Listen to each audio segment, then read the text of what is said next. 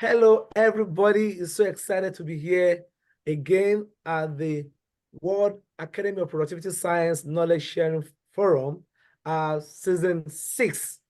It's been awesome from season 1, 2, 3, 4, 5, 6. And we are here today looking at a wonderful, impactful topic, theme, which is sustainability and productivity for the benefit for the profitability of human race or humanity. And we have powerful people, we have experts, we have people who have done a lot of work in this area, and we have productivity experts in the room today, and I mean other people who are coming to check what we're doing, and some other people are going to come to learn, some other people are going to add to their knowledge, some other people are going to ask questions and all that. I mean, it's just going to be an awesome experience today. So I don't want to take more time, and because I want us to really discuss this. My name is Remy Dairo. I'm the CEO of Productivate Plus in Houston, Texas. I also hold I'm the president of Institute of Productivity and Business Innovation Management back in Africa. Okay, so I want to call Dr. Sonny to give us a welcome address, and then we'll kick it off as fast as possible. Thank you, Dr. Sonny. Go ahead, take it from me. Thank you, Remy. Thank you very much. Let me add my word of welcome to all of you. Thanks for joining us, and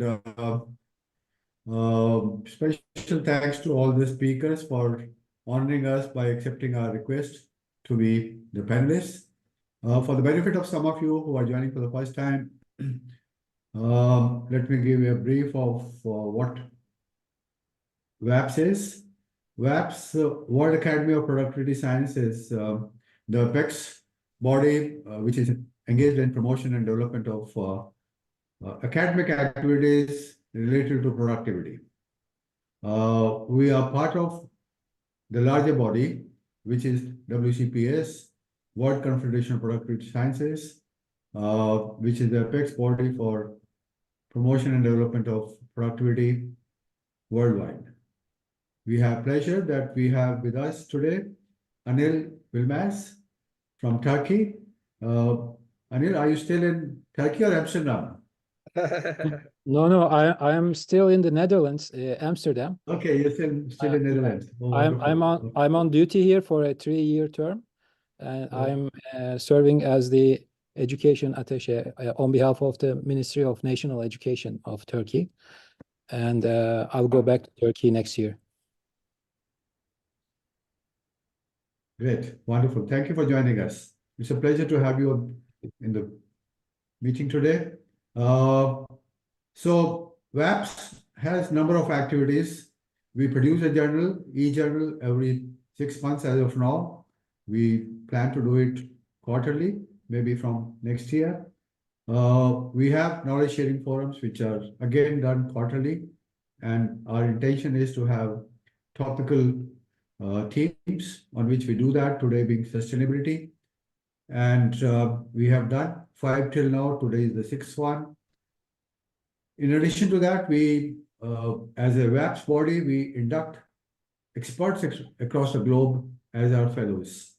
These are honorary fellows who are inducted by the WAPS board annually. And we plan to have our induction program early next month. And thereafter, we are going to have a physical meeting, maybe towards the end of the year. So, those opening observations, let me welcome you all once again, and back to you, Remy.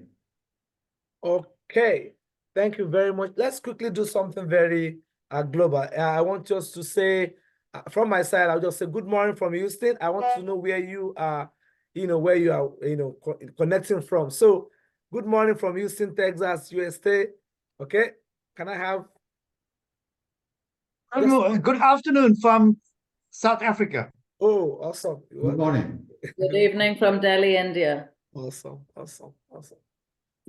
Good evening from Turkey. Okay, awesome. From Turkey, thank you. Good morning from Chicago. Oh, Chicago, thank you. Good morning from Victoria, Canada. Oh, Canada, thank you for coming around. All right. Okay, do you see more other people? Good morning from Silicon Valley. Oh, sorry. Sorry.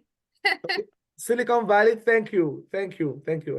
Okay, Mama Susan, Chicago. Good morning. Chicago, thank you. Good morning from you. Okay, good morning, good afternoon, good evening, good day to everybody. Now, because of time, I really want us to go straight to point so that we're not just doing so much introduction.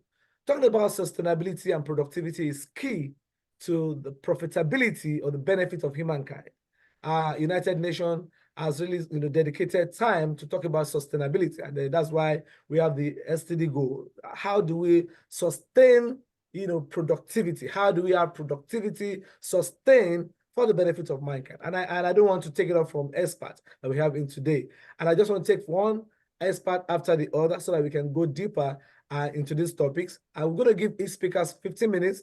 After then we have questions and answers, and then sometimes if you have any discussion or addition, we add that in the limited time that we have. We don't try as much as possible to meet up on time, and then we can always, have value in the limited time that we have. All right, so this morning or today, I'll be calling the first speaker, Dr. Payal Kumar from India, to take it off from me. What exactly is sustainability and productivity for the benefit of human race from your own side? Let's take it off from you.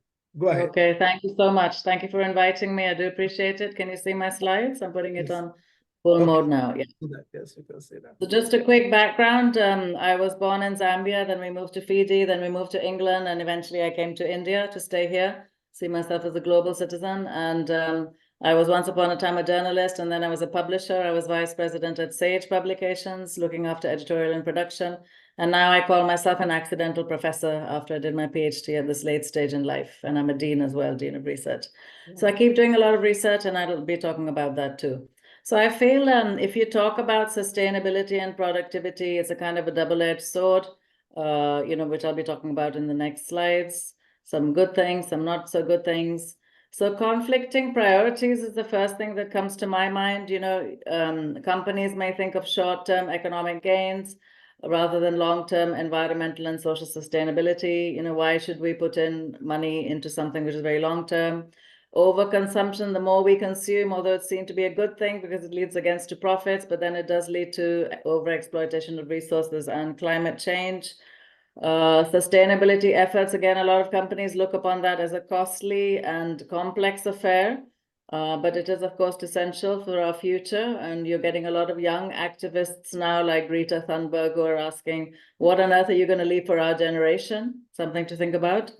Countries, they have their own interests. And obviously, if you talk about sustainability and productivity, it's about the whole world, isn't it? You can't just have a little few countries talking about sustainability and not others. So there again, there's some conflicting priority.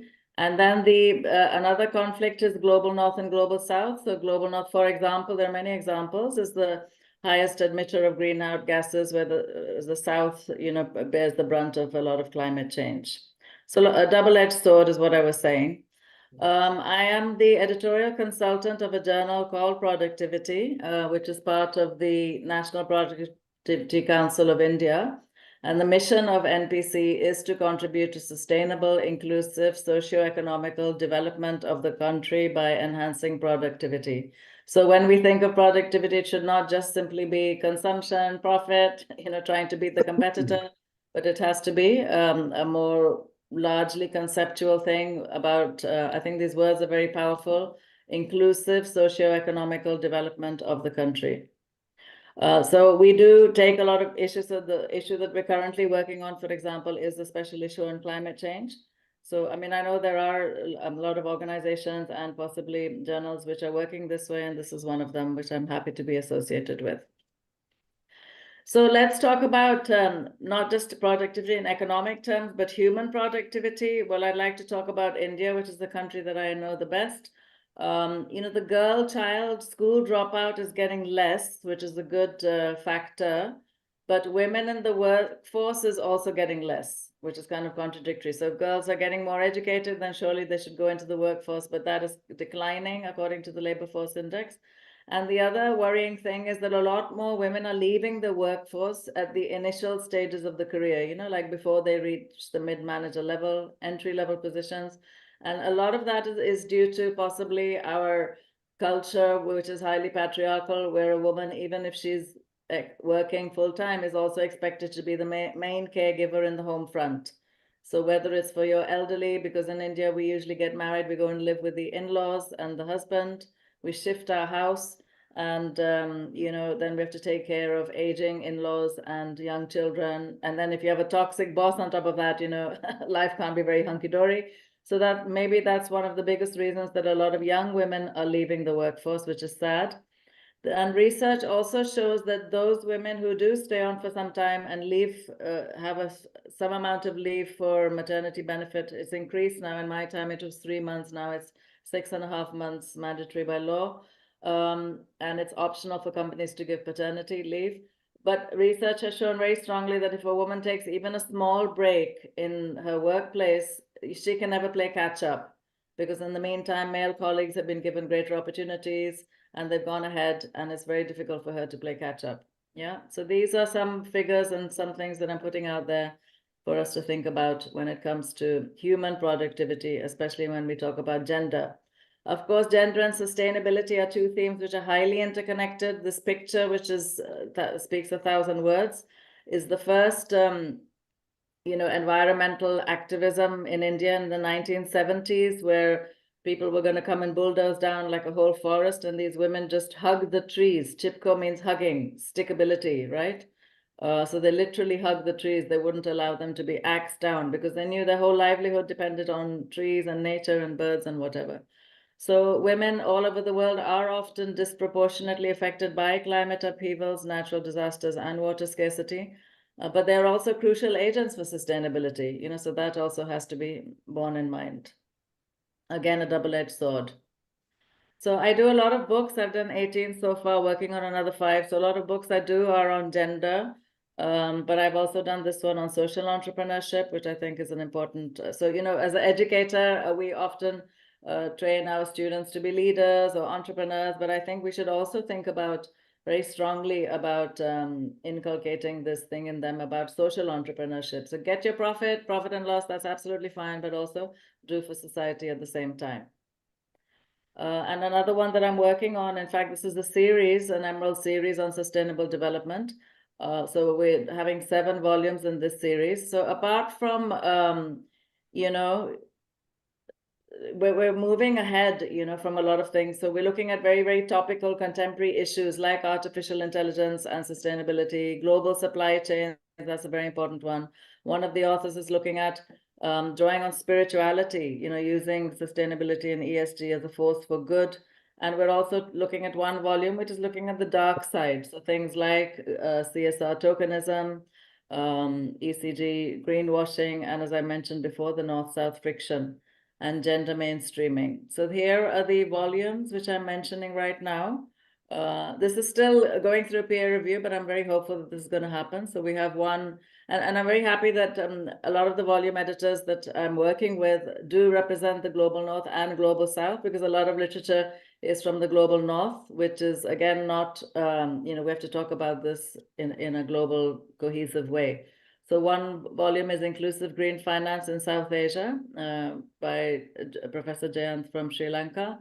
Then we have Sustainability Business as a Force of Good. So apart from the business case for doing sustainability and productivity, Professor Chris Laszlo is arguing it's also a force for good, for well-being.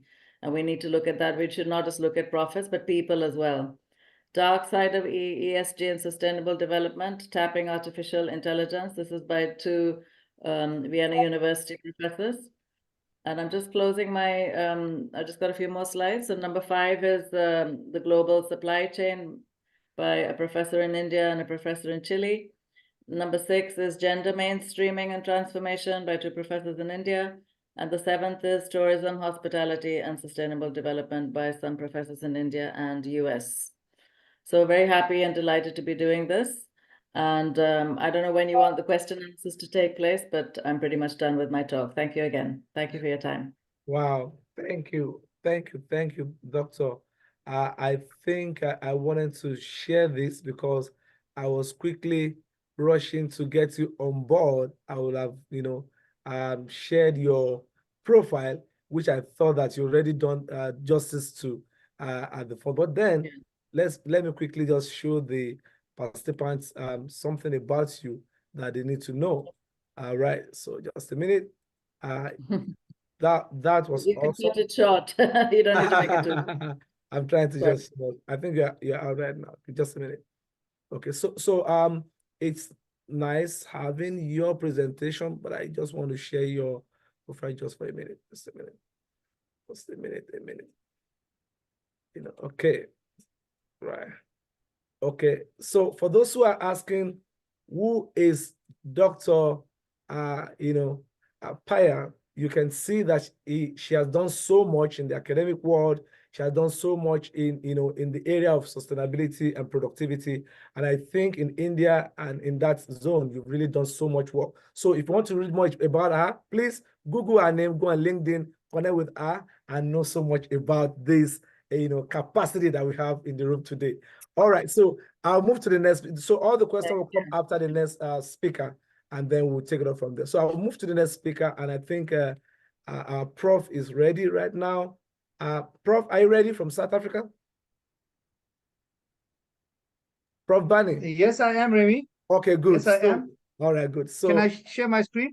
just a minute. Don't let me do the same mistake. Let me show the audience the capacity that we have here. Just a minute, and then you take it up from me, right? If I start to read your profile, it's going to take the whole day, but we're going to do it this way. So who is Dr. Bani? And I'm going to do this quickly, and I'm going to be out of your face in a minute. All right, Dr. Bani also is, Professor Bani. Okay, is an associate professor at the Department of, let me quickly get this, right, of Operations Management, University of South Africa. If you want to know more about him, please Google, connect with him on LinkedIn, and you can read more about his profile. Dr. Bani, I want to say welcome again to the World Academy of Productivity Science. An opportunity for us to learn from you. Please take it up from me and share your screen. Thank you. Go ahead. We can't hear you. You muted, please. Thank you for the lovely introduction there, Remy. And thank you, colleagues, for joining. Let me try and share my screen. So, Professor, you have 15 minutes, and then we'll take it from there. Thank you. Please tell me that being shared. Yes, shared. Good. Okay. Thank you very much. Colleagues, let me move on. Thank you, firstly, to WAPS for the opportunity to speak at our KSF. These forums, I think they're very, very beneficial. I come from industry initially. I spent 16 years in the textile industry as part of head of industrial engineering there and involved with many, many productivity interventions. I am very heavily involved with Productivity South Africa, where I sit on two committees. One is called the Experts Committee, and the other is called the Workplace Challenge Committee. I can explain a little more about that. I am currently in my 25th year in academia in the Department of Operation Management at the University of South Africa.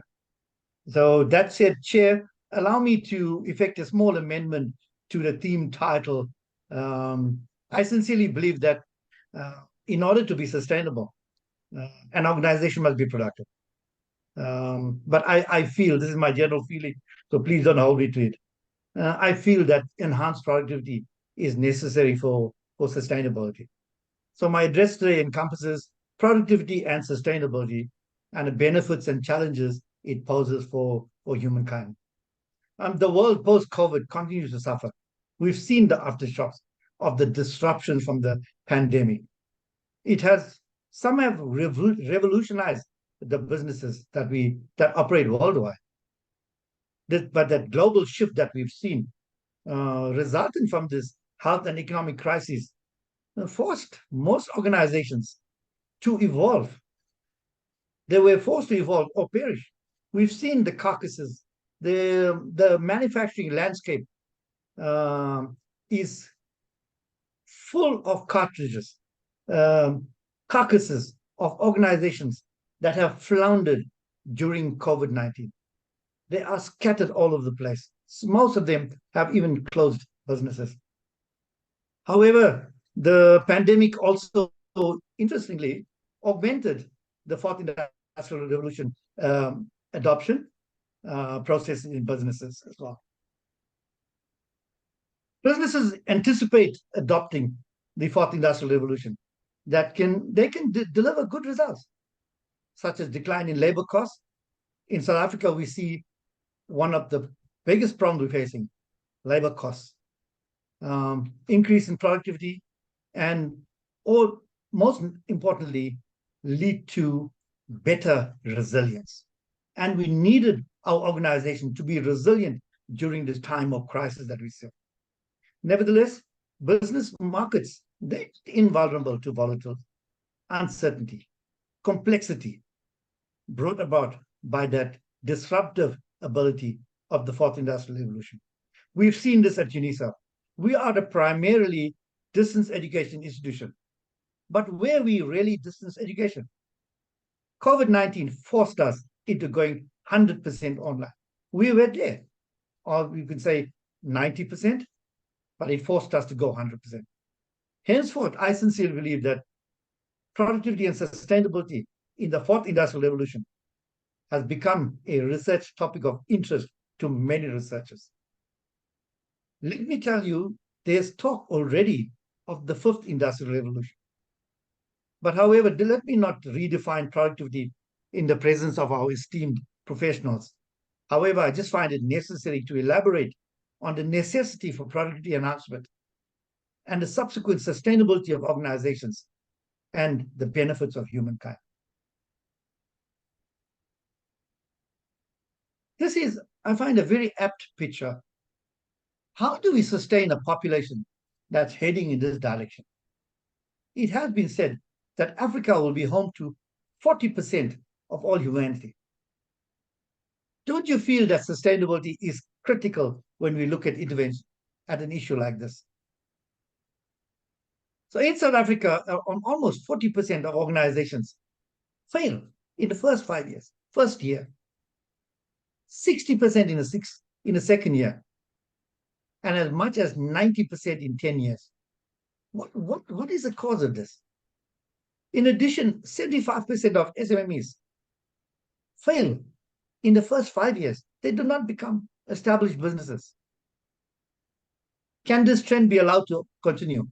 I'm not talking about South Africa only, I'm talking about internationally. The answer would be a resounding no. Because we know an economy suffers due to non-sustainability of organizations, due to job losses, especially. So what are the repercussions for job losses for humankind? It has been stated that for every one job loss, an average of 4 individuals go hungry. 100% we have to agree that this trend cannot be allowed to continue. The industrial and business environments are continuously changing, evolving, seeking efficient methods of working. Efficiency should be the forefront of any managerial mind, effectiveness. But this owes to a number of factors. Competitiveness. We've seen how many competitors are coming for your businesses. The fourth industrial revolution has revolutionized the way we work. Globalization and the ever expanding applications of technology on organizational process. Automation seems to be the norm. But there is that myth that with automation comes job losses. I say a myth in inverted commas. I say organizations can grow and increase their profitability by increasing their productivity and subsequently looking at ensuring their own sustainability. Unpacking productivity, I'm not going to go into too much detail. Just to mention that it's the transformation of available materials and workforce resources into essential goods and services. Human capacity development involves both organizations and individuals. as an investment process. It's the only way you're going to realize your full potential. This speaks very eloquently to our topic, which alludes to productivity and sustainability. Working smarter and working fewer hours may have a possible impact on productivity. However, longer hours does not necessarily result in increased productivity. Less fatigue occurs among workers, or if employees work harder during shorter number of hours. We've seen this. We've seen industrial engineers and work study personnel getting involved, looking at the whole idea of improving the methods of working, setting time standards, so that targets could be set, realistic and achievable targets. Organizations always attempt to reduce their consumption of resources, reducing cost per unit, utilization of proper methods, very important. The United States has long enjoyed the world's highest productivity. Over the last century, productivity in the US has increased almost approximately 4% per year. Now we've seen figures like this, even China. However, in South Africa, we seem to be falling behind our world counterparts. Hence, the necessity for organizations like WAPS, the necessity for organizations like Productivity South Africa to look at interventions. We are fortunate that Productivity South Africa is mandated by government and are funded by government to look at interventions to help organizations.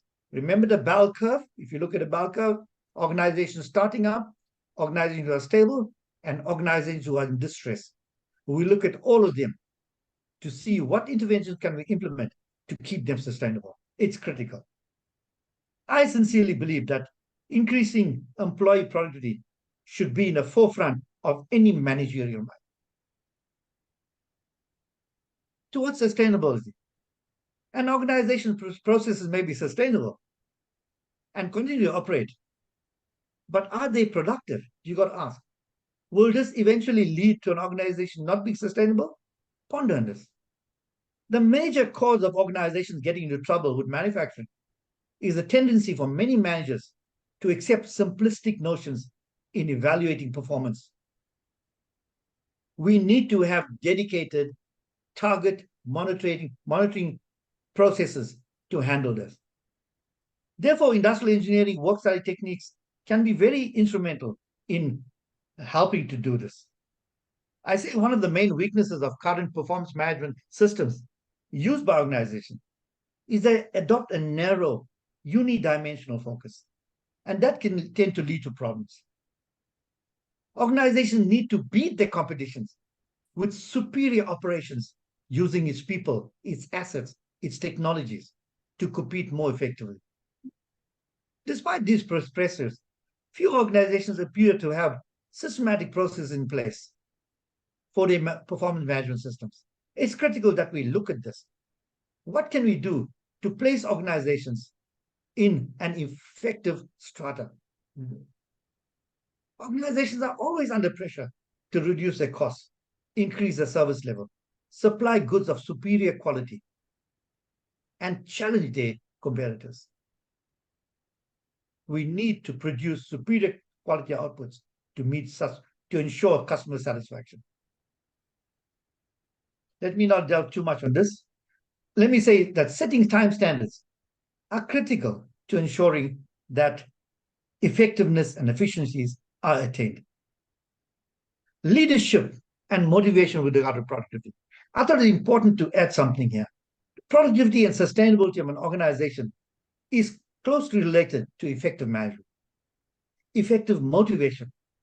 In South Africa, I can advise you that our labor needs continuous supervision. They need continuous motivation.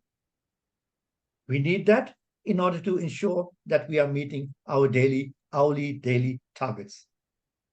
Motivation can come from various sources. It can be rewards, incentive systems. It poses challenges and opportunities to grow and develop. When motivation can be created by encouraging employees with money who feel supported. Incentive systems are there, but how it is implemented is very, very important for management to look at it.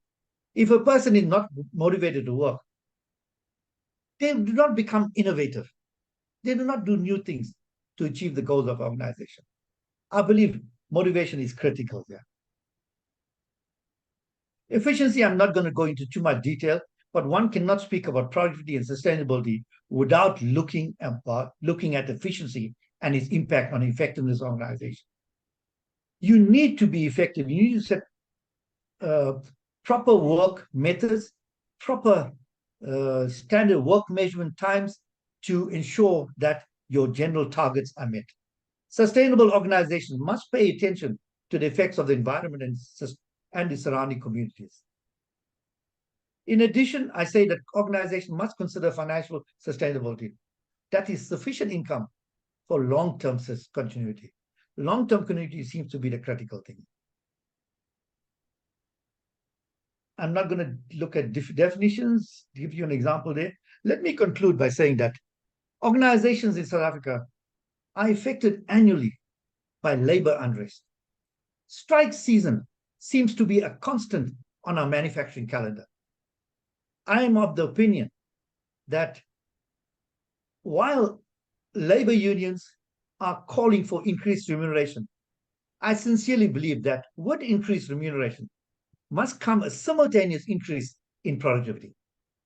This speaks to a win-win for the employer and employee. Revisiting our topic, I can state that productivity enhancement is crucial in economic growth. As a spin-off is that it can assist in raising the living standards of our people. It is common knowledge that enhancing productivity subsequently results in higher output, reduced costs, improved employee morale, better customer service, and overall increased productivity. Productivity is a key to organization profitability and long-term success. And an organization improving its productivity results in it generating greater output from its resources and subsequently enhancing its sustainability. Let me conclude and say thank you very much for the opportunity, Remy.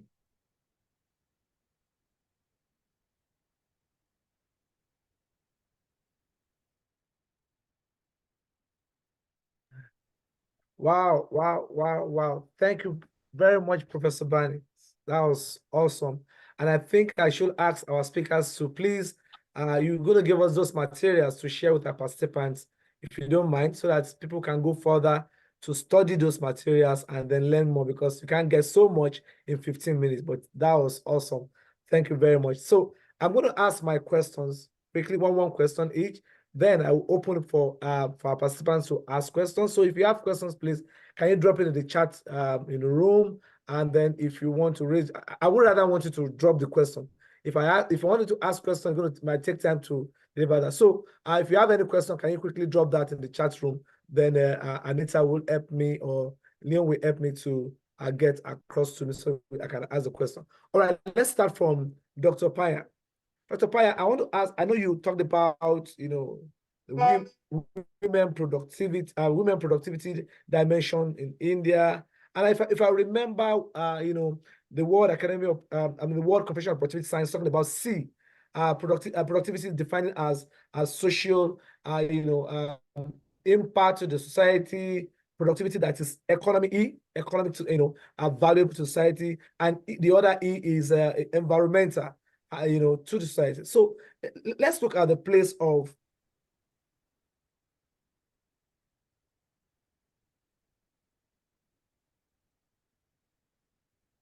I think there's some technical hitch.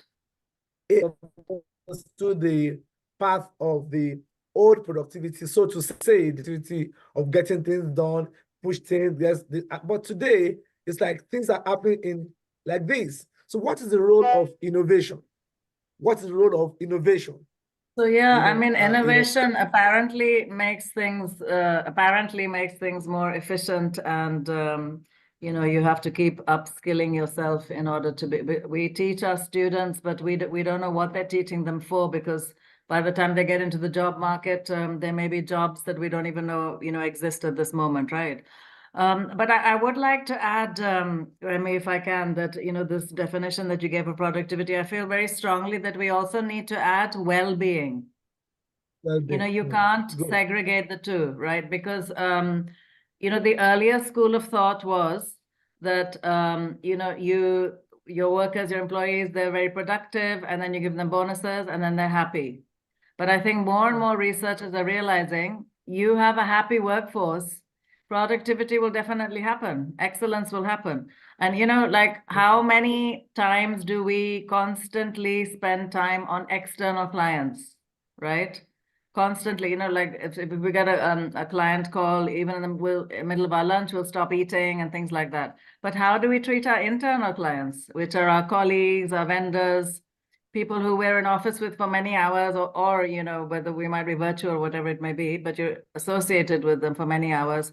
But we don't treat them that well, generally speaking, not as good as external clients. So we really need to keep these things in mind. It's no longer a case of defining productivity that in such a limited way. I personally feel, I think you have to take a much more holistic picture. We're facing things like grand resignation, where people are thinking, should I live to work or work to live, right? So people are questioning a lot of things now, especially the younger generation. And well-being is, I think with COVID and all this, well-being of, especially like mental well-being is becoming a very, very big thing. So we really need to take that into consideration. There's a couple of hands up there. All right. Yeah. Thank you. Don't worry. I'm going to take it. Thank you. Let me give my question to Professor Bani, and I'll come back to you. Professor Bani, I know in South Africa there is the issue of labor going on strike, fighting for their, for their interests, and then Aluta almost every time and all that. And that will bring down productivity. What is the role of government or organizational policy, the role of business owners in sustainable productivity for human, kind? Professor Bani, you are muted, please. No, thank you very much. No, 100%. Yeah, we do have, you see, in South Africa, we have very, very radical labor unions. And due to that, nobody's aware why this issue is not being tackled on a very high level. Why is it people are scared to even talk about it? Is it because we are afraid what the labor force will do to us, or what? We are just concerned about it because we have government intervention. We have government interventions through various, our Department of Employment and Labor. I actually sit with the Minister of Employment and Labor, and he is looking at various interventions to assist organizations. One intervention is going through productivity essay to ensure that there are sufficient facilitators to go into organizations that are struggling, that are in distress, put in interventions like simple Kaizen processes, a Kaizen intervention to uplift the status of it. A simple Kaizen intervention can result in preventing job losses. It can result in an organization moving back from distress onto stable. So yes, there are interventions, but I sincerely believe it's not enough what's being done. So us as productivity professionals, we need to take this message. When I sit with the minister, when I sit in meetings, I bring it up. What can we do? It's nice to talk about it, but we want to see practical interventions through our government to assist organizations. I hope that answers. All right, thank you. Thank you. So let me take the question in the chat room, and I think I'll take one for Dr. Payal before I come back to Prof. And someone is asking here, the ESG you mentioned, Mer, lost the steam, and was asking, how does the development impact on some of the work you mentioned in your presentation? Did you get what the person is saying? Do you want to answer that? Okay. The ESG. Just 1 minute, so I can. Okay, so I'm not quite sure. I mean, what do you mean by has lost steam? I'm not quite sure about that. Yeah. Oh, go ahead. Go on. Please explain, Leon. Yeah, so if I can explain, and recently, especially in 2023, there's a lot of resistance to ESG investments. Right. Even publications like Economist, Financial Times, they have all run articles to say why ESG investments haven't been a great success. So proponents like Larry Fink, right, CEO of BlackRock, they have dialed back on ESG investments. So my question is, you mentioned, some of the work you mentioned in your presentation were ESG. So how does this trend, globally, investments are dialing back? How does that impact some of the work that Well, yeah, I mean, it's shocking, isn't it? Because like I said, if we keep just thinking of profits and, raping the Mother Earth of resources and not giving back and not doing, the young activism that has started all over the world is highly justified, isn't it? They're asking us point blank, what are you going to leave for us? And even the SDGs, we're not doing that well. We're not going to get there by 2030 by the time, that kind of deadline, it's a kind of a man-made deadline is there. We all know we're not going to reach there, although we're chugging along. So we have to do a lot more, not less. We have to do a lot more. Whatever we're doing now is just absolutely not enough. Thank you. I mean, that's my personal opinion. I don't know whether you agree or disagree. All right, so great, thank you. Hold on that. Okay, Dr. Suni, you asked your question. Let me ask Prof a question that's already here, so that Dr. Suni will take it from me. And someone is asking, what's the place of profit? Organizations want to make profit. They want to really profit. And then how can we now, just suppose that, from, superior products, sustainable for mankind and profiting? Can you find the balance, Prof? In 1 minute, I can allow Dr. Sonny to take it from me. Go ahead. Prof, you are muted.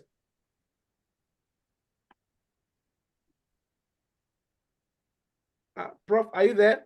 You are muted. Okay, Dr. Sonny, you can go ahead. Yeah. Thank you, Remy. Thank you. My question is to Dr. Payal. Okay. Dr. Payal, you mentioned in your presentation that productivity and sustainability are two swords or two edges of the sword. The issue is that the corporates, the industry, they are basically looking at short-term profits. That's what you mentioned. And sustainability is in terms of long-term benefits.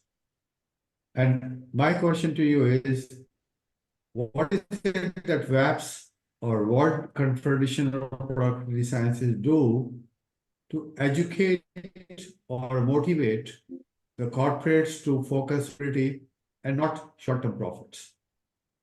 What can we do? Well, I mean, first of all, leadership around the world, whether you're a corporate head or a government head, have to walk the talk, isn't it? Authenticity in terms of leadership is so important. Now, if you have a conference going on in Davos and 90% of the people are arriving in their private jets, I mean, seriously, it's, a lot of hypocrisy is going around in the world, isn't it? And I would ask further questions, rather than answering your question, I'd ask further questions. What are we doing as individuals? Are we doing anything in our own homes to change our lifestyle? What are we doing in our organizations? What are we doing in our schools? From water harvesting to whatever. I mean, we need to do things at a absolutely seventh gear speed in order to, at the moment, I just feel it's a lot of talk and nobody's really walking the talk. Very, very few countries are actually doing something about this. Very few governments are doing something about this. And corporates, as we've said, are short-term goals, but it has to be profits, people, planet. And honestly, if we don't wake up now, then, God help us. Dr. Kumar, I fully appreciate your point of view that organizations and individuals are not doing their bit. But the question is, can WAPS take up the role of advocacy in where at least we can sensitize people? Why not? Why not? Why not? I mean, somebody's got to take the bull by the horns, isn't it? Somebody has, some organization, somebody has to take the bull by the horns. And sensitizing leaders, as I said, I'm going back to that The old thought of productivity leads to bonuses and happiness, that is dated. So they also need to understand about well-being, human productivity, labor. Leaders need to be sensitized to that as well. You'll get fantastic productivity, fantastic client servicing if your internal clients are happy. It's quite a logical way of thinking, isn't it? So I do feel a lot of leadership have to, all over the world have to change their way of thinking. And something like WAPS, if they take the lead in that, then that'll be fantastic. Wow. Thank you so so much. much. Thank you. Thanks so much, Dr. Payal. That's awesome. And because of time, we need to keep a wrap on this. I think any other question you send, we will send it to the speakers so that they can, if they answer, then we can always send you mail back so that we can't take all the questions today. I must apologize on behalf of one of our speakers who's supposed to be here today, with Mr. Esteban. I think for a personal reason and, things that came up, at the emergent time, it couldn't make it, today, but he sent his greetings to everybody. I'm sure next time when we invite him, he's going to be here live. All right, thank you very much. Can we have our final wrap from one of the members of the team? We have Anita Tang here, and then we have Leon. Leon Biller is also here. And then I'm sure two of them cannot do this together. So I want to call Leon to do a wrap for us, and then we can officially take our photograph for the day, and then we'll close. So Leon, go ahead.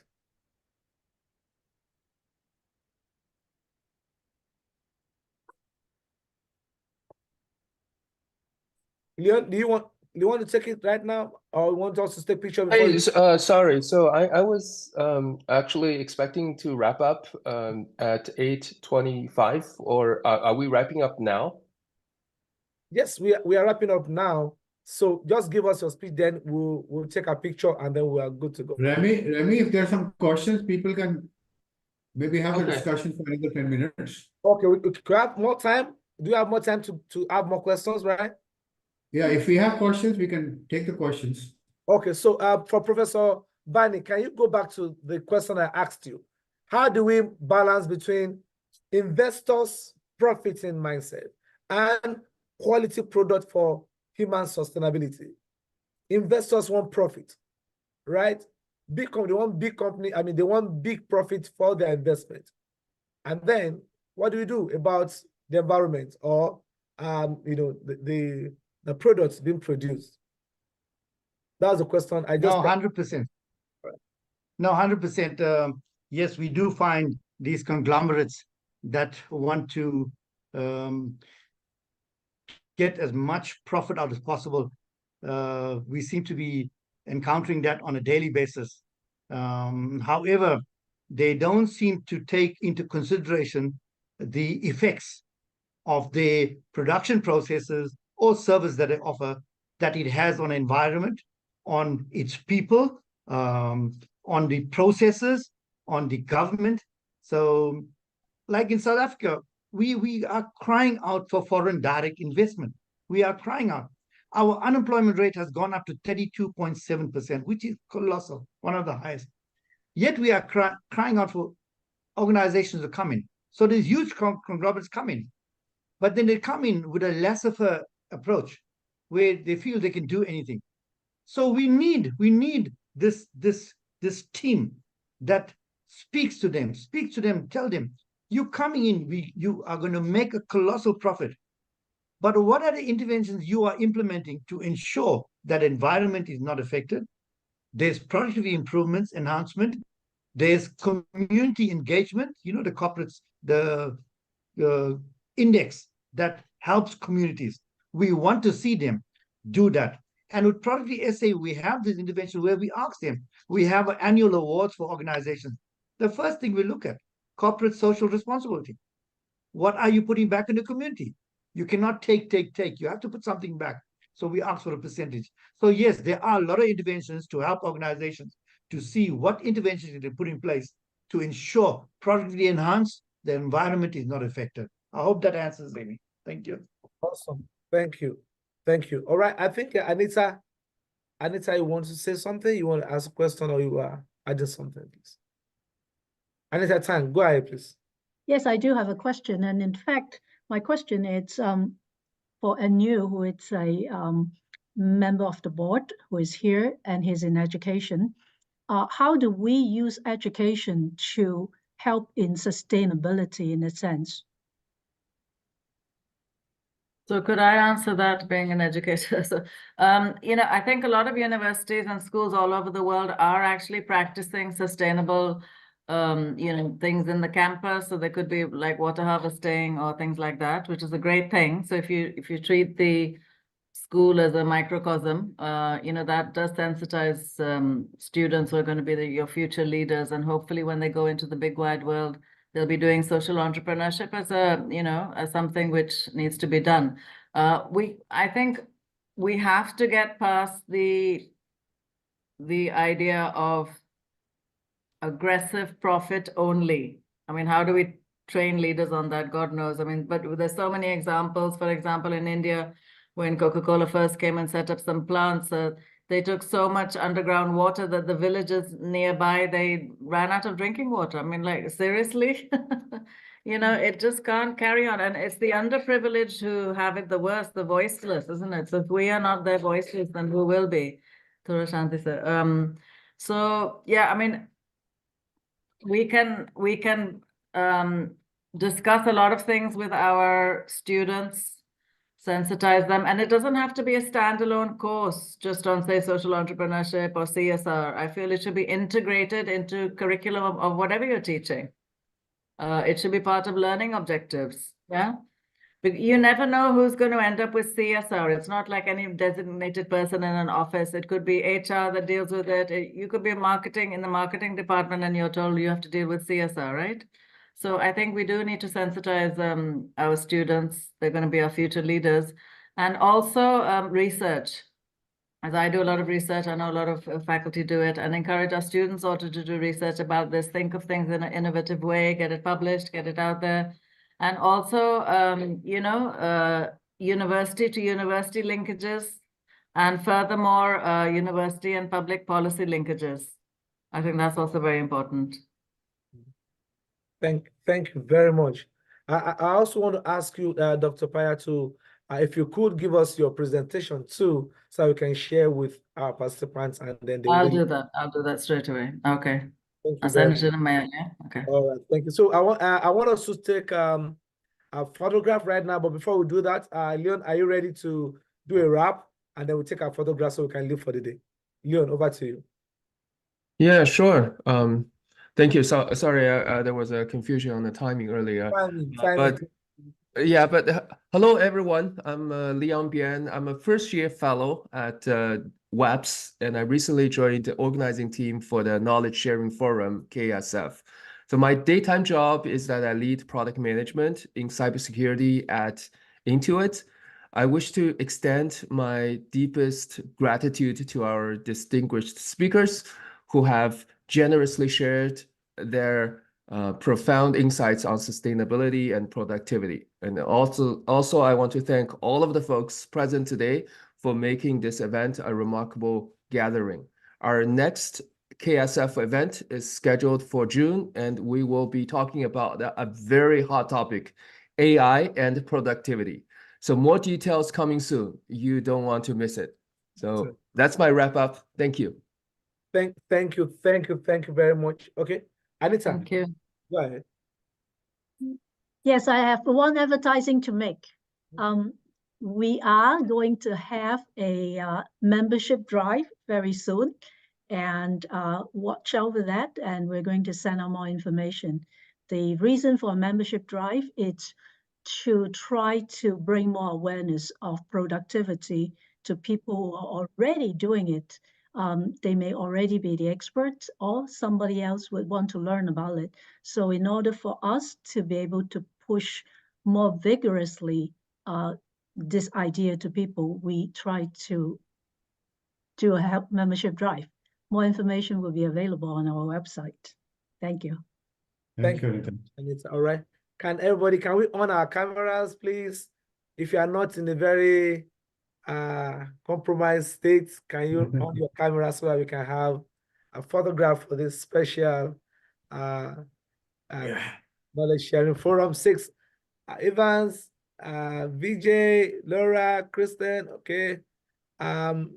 Mr. Shepard, okay. Let's have all of you on camera if you are good, but if you're not, we're going to take this and they want us to smile to the camera. Is everybody ready? 1, okay, so let me be ready too. Okay, let me put this. Okay, so when I say 1, 2, 3, you're going to smile. All right, 1, 2, smile. Good. So let me check it. I took that. Let me check it and see. No, we need to do it again. All right, 1, 2, smile. Okay, you got it. Thank you very much, everybody. Thank you, Remy, and thank you, everybody. Thank you, speakers. It's been awesome. Thank you. Thank you for having Thank us. you. Thank Thank you. you, colleagues. Thank you. Great. Have a lovely day. Thank you. Bye. Bye-bye. Looking forward to Bye, see you. Anil. Then thank you. Thank you. Bye-bye. Thank you and bye. The presentation would be on YouTube soon. Yes. Thank you, Thanks. Anita. All right, thanks. Bye. Thank you. Bye-bye. Thank you, everybody. Bye. Bye.